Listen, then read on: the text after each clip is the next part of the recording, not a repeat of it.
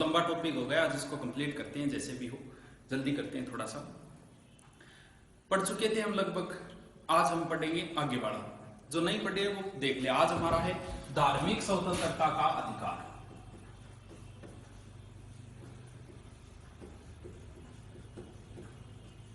धार्मिक स्वतंत्रता का अधिकार अनुच्छेद देख लिया, पहले रख चुके हैं 25 से 28, बस ज्यादा कुछ नहीं है। अनुच्छेद 25, अनुच्छेद 26, अनुच्छेद 27, अनुच्छेद 28। देखो क्रम से पहले देख लेते हैं क्या, ज्यादा इससे प्रश्न नहीं आते, पहले वर्णों से ज्यादा आते हैं, तो थोड़ा सा देख लेते हैं। एक तो 19-25 में देखो, पहले लिख देता हूं, धर्म को अबाध रूप से मानना, धर्म को अबाध रूप से मानने, आचरण करने, प्रचार करने,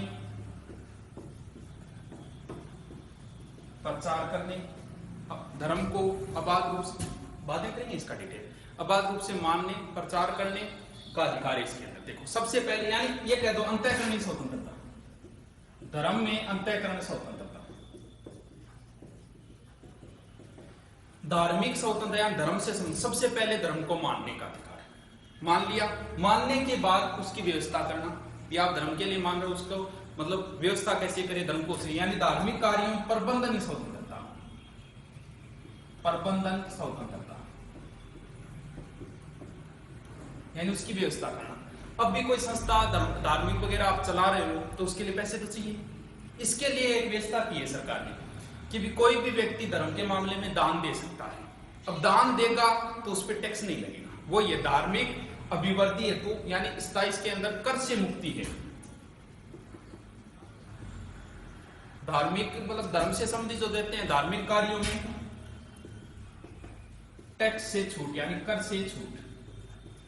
सबसे पहले धर्म को मानने की 25 से 28 है, सबसे पहले धर्म को मानने की, मानने के बाद व्यवस्था करने की, व्यवस्था के लिए पैसे चाहिए तो कर, और लास्ट है शिक्षण संस्थाओं से संबंधित।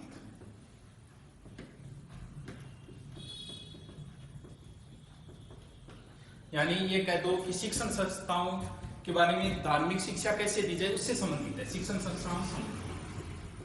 देखो आप पहले ये पढ़ लिया, जैसे ही पढ़ने के बाद आपके पास जो भी किताब है आप उससे देखो, बहुत अच्छे से समझ में आएगा, क्योंकि इसमें तो टाइम ज्यादा लगता है, आपको पता है। किताब में ये चीजें आप 10 मिनट में पढ़ लोगे, वीडियो तो हो गए लगभग 40-50 मिनट की, एक बार पढ़ोगे उसके बाद किताब से आनंद आएगा। धार्मिक स्वतंत्रता का अधिकार है दोस्तों 25 से 28। सबसे पहले अनुच्छेद 25 धर्म को मानने की, यानी धर्म को अबाध रूप से, अबाध का मतलब ये हुआ कि आप धर्म, जिस धर्म को मान रहे हो उसको खुले रूप में आप कह सकते हो कि मैं हिंदू धर्म को मानता हूं, मैं मुस्लिम धर्म को मानता हूं, मैं सिख धर्म को मानता हूं। आप अबाध रूप से इसको मानने की घोषणा भी कर सकते हैं, यानी आस्था विश्वास की घोषणा कर सकोगे, मैं इसको मानता हूं। आचरण करने, प्रचार, आचरण का मतलब जी धर्म में जितना भी कर्मकांड है, हवन वगैरह और जितना व्यक्ति आराम कर सकते हो इसके अंदर, यह है आचरण। आचरण करने और धर्म का प्रचार भी कर सकते हो, जैसे बहुत से करते हैं धर्म के, इस धर्म में आइए, हमारे धर्म में ये है, यानी आप धर्म परिवर्तन भी करवा सकते हो, लेकिन जबरदस्ती नहीं, यानी धर्म का प्रचार कर सकते हो। इसमें यही चीज है, लालच वगैरह देके आप किसी का धर्म परिवर्तन नहीं करते। बाकी आप कह सकते हो हमारे धर्म में ये विशेषता है, आप इस धर्म को अपनाइए, इस हिसाब से। ये अंतःकरण की स्वतंत्रता है। और रोक भी लगाई जा सकती है, वही लोक व्यवस्था, सदाचार और स्वास्थ्य संबंधी ये बातें हो तो इनमें लोक भी लगे। एक है गोवध, है तो धर्म से संबंधित। देखो गोवध पे रोक लगाई जा सकती है, अगर सरकार चाहे तो लोक व्यवस्था के लिए इसको रोक भी लगा सकती है।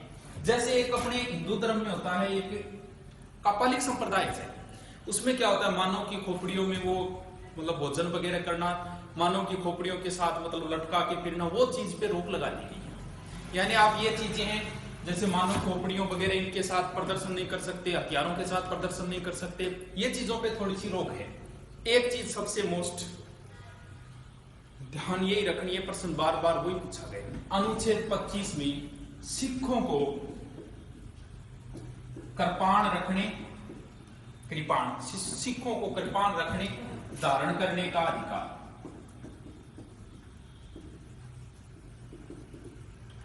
जैसे बाकी और धर्मों में है ना, वैसे हथियार लेके प्रदर्शन वगैरह नहीं कर सकते, लेकिन सिख धर्म को मानने वाला कृपाण लेके धारण करके चल सकता है। यह प्रश्न कई बार पूछा जा चुका है। हिंदू धार्मिक संस्था सभी वर्गों। अब देखो इसमें एक शब्द काम में लिया गया 25 में कि हिंदू संस्था उनकी प्रबंधन। यहां ये पूछा गया था हिंदू शब्द का तात्पर्य है हिंदू के अंदर दोस्तों जैन भी आएंगे, बौद्ध भी आएंगे और सिख भी आएंगे, क्योंकि ये हिंदुओं से निकली हुई शाखाएं हैं। ये प्रश्न पूछा था हिंदू में कौन सी जातियां हैं, यानी हिंदू में जैन आएंगे, बौद्ध आएंगे, सिख आएंगे। बस इसमें मोस्ट प्रश्न ये पूछा गया, कई बार पूछा जा चुका है। सिखों को कृपाण धारण करने का अधिकार अनुच्छेद, इसको प्रबंध या प्रबंधन की स्वतंत्रता, यानी कोई भी संस्था है वो व्यवस्था करना, प्रबंधन की स्वतंत्रता, ये सिर्फ व्यक्ति को नहीं है, ये संस्था को ही है। जैसे रामकृष्ण मिशन वगैरह और है, जो भी कोई संस्था बनाई हुई वो, और ये संस्था संपत्ति भी रख सकती है, जगमियस्ता और संपत्ति का भी अर्जन कर सकती है प्रबंध। लेकिन ये ध्यान रखना कि जैसे सरकार या संसद ने अगर कोई संस्था बनाई है ना, जैसे अलीगढ़ मुस्लिम विश्वविद्यालय वो नहीं रख सकती संपत्ति वगैरह, बाकी और कोई संस्था वगैरह है वो संपत्ति वगैरह भी रख सकती है, प्रबंधन की स्वतंत्रता है ये। धार्मिक कार्यों में कर से छूट, यानी कोई धर्म से संबंधित अगर काम कर रहा है तो उस पर टैक्स नहीं लगा, किसने 10 लाख रुपए दिए संस्था को तो उस पर टैक्स नहीं लगा, 10 लाख का इतना टैक्स हो गया। शिक्षण संस्थाओं, यानी कोई भी अगर धार्मिक शिक्षण संस्था है वहां धर्म से संबंधित बातें नहीं बताई, यानी धर्म का प्रचार नहीं किया जाएगा, धार्मिक संस्थाओं में संबंधी है यानी। और लेकिन ये मान लो कि कोई संस्था बनाई उसी के लिए गई है, जैसे मदरसे वगैरह है तो वहां दी जा सकती है, ये भी है दी जा सकती है। लेकिन वैसे राज्य सरकार द्वारा संचालित, जैसे अब स्कूलें हैं अपनी, वो अगर जैसे स्कूलों में सुबह अपने होती है सरस्वती वंदना, अब सिर्फ हिंदू ही मानते हैं इसको, मुसलमान भी नहीं मानते और दूसरे जैसे ईसाई नहीं मानते, तो वो मना भी कर सकते हैं कभी मैं नहीं मानता इनको तो मैं सुबह प्रार्थना में शामिल नहीं होऊंगा, क्योंकि इस पे बाध्य नहीं किया जा सकता।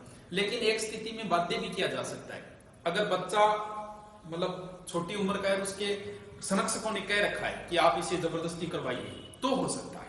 बस स्वतंत्रता अधिकार नॉर्मल है, 25 से 28, सबसे पहले 25 आएगा धर्म को मानने की घोषणा कर सकते हो। इसमें मोस्ट बात एक ही है, सिखों को कृपाण रखने का अधिकार अनुच्छेद 25। उसके बाद है उसकी व्यवस्था, धर्म को मान रहे हो तो उसकी व्यवस्था भी करो, व्यवस्था से संबंधित। तीसरा, उसके लिए खर्चा चाहिए तो वो टैक्स से छूट दे दिया, और जो संस्थाएं हैं उनमें धर्म से संबंधित बातें प्रचार नहीं किया जाए, वो चीजें हैं। शिक्षण संस्थाओं पर शिक्षण संस्था धार्मिक मतलब बातें बताने की वो शिक्षा देने का निषेध किया गया। वह शिक्षा का अधिकार, शिक्षा का अधिकार। और छठा लास्ट उपचार, संवैधानिक उपचारों का अधिकार। अधिकार अपने पूरे होने जा रहे हैं, इनमें नॉर्मल है। संस्कृति शिक्षा अधिकार बहुत कम पूछे, 2 ही अनुच्छेद है इसमें बस, अनुच्छेद 29, अनुच्छेद 30 और ये हो गया अनुच्छेद 32। संस्कृति शिक्षा का अधिकार लास्ट अनुच्छेद 29, अनुच्छेद 30।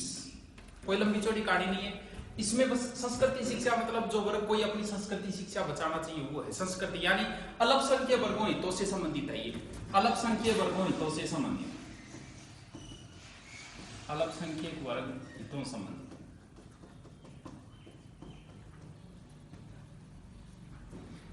यानी प्रत्येक वर्ग चाहे वो कोई वो अपनी भाषा, लिपि, संस्कृति उनको बनाए रखने का उनको अधिकार है, तो ये इसमें अधिकार है, अल्पसंख्यक वर्ग हितों से संबंधित है।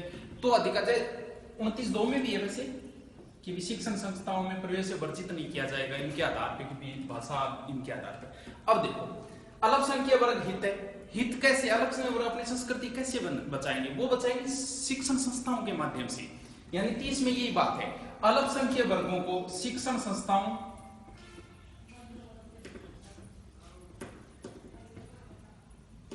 और प्रशासनिक अधिकार है, उनके प्रशासन से संबंधित अधिकार है। बस मतलब अल्पसंख्यक वर्ग जो है वो अपनी संस्कृति को बचाने के लिए शिक्षण संस्थाओं और उनके प्रशासन से, यानी बचाने के लिए वो मतलब अल्पसंख्यक वर्गों शिक्षण संस्थाओं की स्थापना और प्रशासन का अधिकार ये इसमें, संस्कृति को बचाना 29 और प्रशासन और शिक्षण संस्था स्थापना करने का इसमें 29 और 30। बस इसमें कभी एक ही बार प्रश्न बस ऐसे ही पूछा गया है, संस्कृति शिक्षा का अधिकार है अनुच्छेद 29, 30। बस बात खत्म। लास्ट दोस्तों कुछ नहीं है, उपचार लास्ट में होते हैं, संवैधानिक उपचारों का अधिकार पहले पढ़ के आ चुके हैं, ये पूछा गया सबसे ज्यादा बार। अनुच्छेद 32 संवैधानिक उपचारों का अधिकार किसमें है? अनुच्छेद 32। इसके बारे में एक कमेंट है अंबेडकर जी का। अंबेडकर जी ने संवैधानिक उपचारों के अधिकार को संविधान की आत्मा कहा है। ये ध्यान रखना, संविधान की आत्मा एक तो देखो अंबेडकर जी, एक नेहरू जी।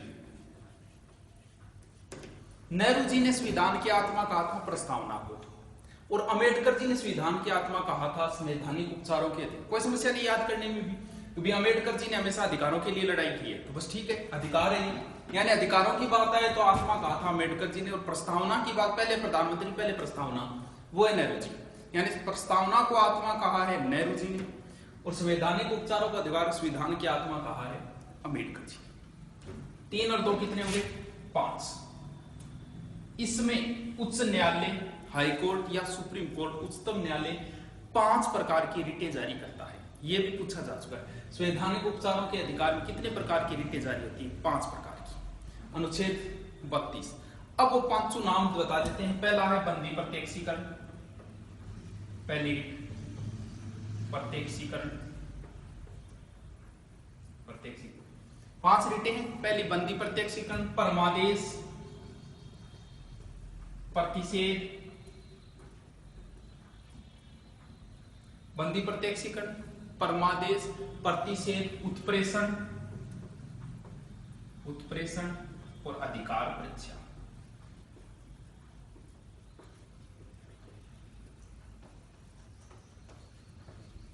इनसे भी कई बार प्रश्न पूछ लेते हैं, थोड़ा लंबा, बहुत लंबा हो जाएगा, इनको कभी फिर एक डिटेल से पढ़ेंगे, प्रत्येक की डिटेल है, कई बार डिटेल भी पूछ लेते हैं। जैसे बंदी प्रत्यक्षीकरण, यानी बंदी प्रत्यक्षीकरण क्या? बंदी बनाए गए को प्रत्यक्ष करो, यानी बंदी बना रखा उसको कोर्ट के अंदर पेश करो 24 घंटे के अंदर, वो उस प्रकार की रिटें हैं। ये 5 प्रकार की। अनुच्छेद 32 के तहत जारी करता है सुप्रीम कोर्ट, और 226 के तहत जारी करता है हाई कोर्ट। ये लो दोस्तों, बहुत लंबा हो गया था, अब नया टॉपिक शुरू करें, क्योंकि एक टॉपिक लंबा चले थोड़ा बोर हो जाता है। अब हम करेंगे संसद। एक चीज ध्यान रखिए, जब आपातकाल लगता है 352 के तहत 19, 20 और 21, सबसे पहले ये निलंबित होगा। जो हमें 6 अधिकार दिए गए ना, सभा करने की, सम्मेलन करने की, संगठन बनाने की, सबसे पहले वही निलंबित होगा, और 20 और 21 निलंबित नहीं होते। यानी राष्ट्रपति शासन के समय 19 सबसे पहले, 20 और 21 नहीं होते। तो दोस्तों ये पूरी हो गई कहानी। अब पढ़ेंगे नया टॉपिक संसद। ठीक है।